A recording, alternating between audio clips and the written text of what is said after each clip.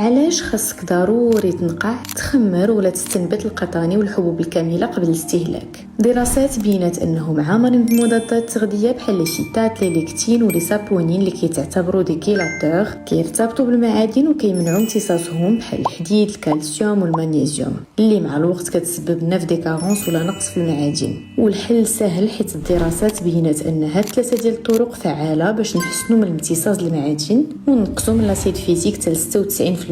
اولا نقعوا لي غران بحال الزنجلان في الماء لمده 4 حتى 6 ساعات والقطاني ما بين 8 حتى 12 ساعه قبل ما نطيبوهم، وهكا كنفعلوا اون انزيم سميتها لافيتاز اللي كتكسر لاسيد فيتيك وكتعاوننا على امتصاص المعادن. كتساعد كذلك على الهضم وعلى تقليل الانتفاخات والغازات. ثانيا بالنسبه لي سيريال بحال الدقيق الكامل اللي كنستعملوه في الخبز، الطريقه هي اننا نصيبوه بالخميره البلديه وهكا كيولي سهل الهضم وكنستافدوا من المعادن اكثر مقارنه مع الخبز العادي. وثالثا لا جيرميناسيون ولا الاستنبات، الحبه كتدخل في مرحله النمو اللي كيخلي الانزيمات الطبيعيه تخدم اكثر، وهذا الشيء اللي كيحرر المعادن بحال الزنك الحديد والكالسيوم وكيطلع من القيمه الغذائيه للفيتامينات. وخليوا لي في التعاليق واش كنتوا عارفين هذه المعلومات، وابونيفو الا بغيتوا بلوس دو ريسيت دو كونساي باش نتهلاو في الصحه ديالنا.